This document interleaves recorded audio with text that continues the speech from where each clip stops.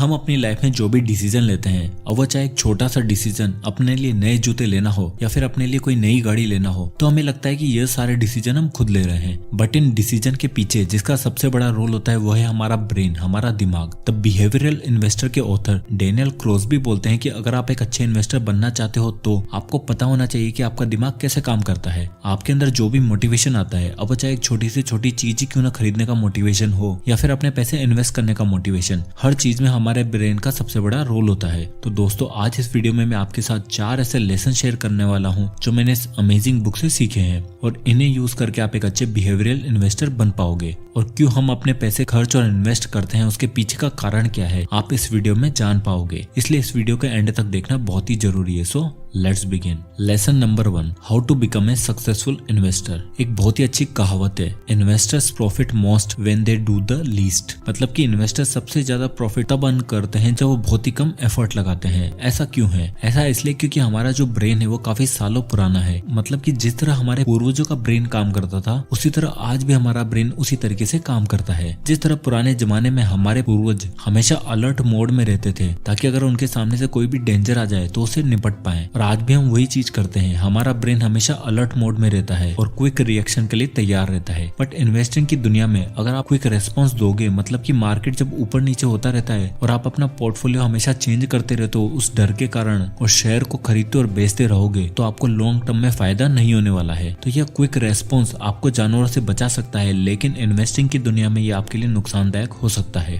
क्योंकि बहुत से लोग जैसे ही शेयर मार्केट नीचे जाने लगता है तो डर के कारण अपने स्टॉक्स को बेचना स्टार्ट कर देते हैं, क्योंकि हमारा ब्रेन हमें अलर्ट करता है कि कुछ बुरा होने वाला है और हम बिना सोचे समझे एक्शन लेना स्टार्ट कर देते हैं, जिससे हमें फिर काफी भारी नुकसान उठाना पड़ सकता है। और ऑथर बोलते हैं कि हम इंसान बहुत ही इम्पेशेंट है, मतलब कि हम लोगों में सब्र ही नहीं है। हम कभी भी लॉन्ग टर्म इन्वेस्टिंग के बारे में सोचते ही नहीं है। हमें तो बस जल्दी से जल्दी अमीर बनना है और इसलिए शॉर्ट टर्म के लिए चीजें ढूंढते रहते हैं। हम हमेशा शॉर्टकट की तलाश में रहते हैं। तो सबसे पहले अगर हमें एक सक्सेसफुल इन्वेस्टर बनना है तो हमें ये समझना पड़ेगा कि हमारा दिमाग कैसे काम करता है। हम अपनी इन्वेस्टिंग को केवल अपने दिमाग के भरोसे नहीं छोड़ सकते हैं, क्योंकि ज्यादातर टाइम पर हम अपने इमोशन के बेस पर एक्शन लेते हैं। इसलिए हमें हमारे डिसीजन सोच समझ कर लेने हैं, तभी हम एक अच्छे इन्वेस्टर बन पाएंगे। Lesson number 2, we humans are not logical. एक बहुत ही इंटरेस्टिंग स्टडी है जो ये बताती है कि लोग स्प्रिंग और समर में यानी कि गर्मियों में ज्यादा इन्वेस्ट करना पसंद करते हैं सर्दियों की बजाय। और ये बिहेवियर कुछ नया नहीं है। हमारे पूर्वज गर्मियों में अनाज को इकट्ठा करके रख देते थे ताकि सर्दियों में वो उसे काम में ले सके। यानी कि लोग सर्दियों में और बरसात में शेयर मार्केट में रिस्क लेना पसंद नहीं करते हैं। तो ये चीज बताती है कि हम ह्यूमंस हमेशा अपने इमोशन के बेस पर डिसीजन लेते हैं, यानी कि हम बहुत सी बार लॉजिकल नहीं होते हैं और इसी कारण इमोशन के बेस पर हम इन्वेस्टमेंट करना स्टार्ट कर देते हैं, जिससे हमें नुकसान भी उठाना पड़ सकता है। इसलिए हमें ऑथर बोलते हैं कि हमें हमारे डिसीजन लॉजिक और फैक्ट के बेस पर लेना है, ना कि इमोशन के बेस पर, और लॉन्ग टर्म इन्वेस्टिंग पर ध्यान देना है। शेयर मार्केट तो ऊपर नीचे होता रहेगा, बट अगर आप कंपनी के पूरी तरीके से फंडामेंटल एनालिसिस करके इन्वेस्ट करोगे तो आपको चिंता करने की कोई भी जरूरत नहीं है। क्योंकि अब चाहे मार्केट नीचे भी जाए तो आप अपने स्टॉक्स डर की वजह से सेल नहीं करोगे, क्योंकि आपने जो डिसीजन लिया है वो लॉजिकल है। आपको अपनी फीलिंग्स को दूर रखकर वही डिसीजन लेना है जो आपको फ्यूचर में प्रॉफिट देने वाला है। Lesson number 3, loss aversion. Loss aversion की थ्योरी हमें यह बताती है कि कोई भी लॉस होने के बाद हमें जो दुख होता है वो हमारी सक्सेस यानी कि किसी भी जीत की खुशी से 3 गुना ज्यादा होता है। मतलब कि हम सक्सेस पर इतना खुश नहीं होते हैं, उससे 3 गुना ज्यादा तो दुख हमें लॉस होने पर हो जाता है। और क्योंकि लॉस होने का दुख बहुत ज्यादा होता है तो लोग लॉस होने से बचना चाहते हैं, यानी कि ये एक्सेप्ट ही नहीं करना चाहते हैं कि उन्हें कोई लॉस हुआ है। इसलिए लोगों के द्वारा खरीदे हुए स्टॉक्स या बिजनेस जब बहुत ही खराब परफॉर्म करते हैं तो भी लोग लॉस एक्सेप्ट नहीं करते हैं और लोग ऐसे शेयर को होल्ड करके रखते हैं और उन्हें सेल भी नहीं करते हैं। वो बस इस आशा में उन्हें होल्ड करके रखते हैं कि इस शेयर की प्राइस आज नहीं तो कल बढ़ जाएगी और उन्हें प्रॉफिट हो जाएगा।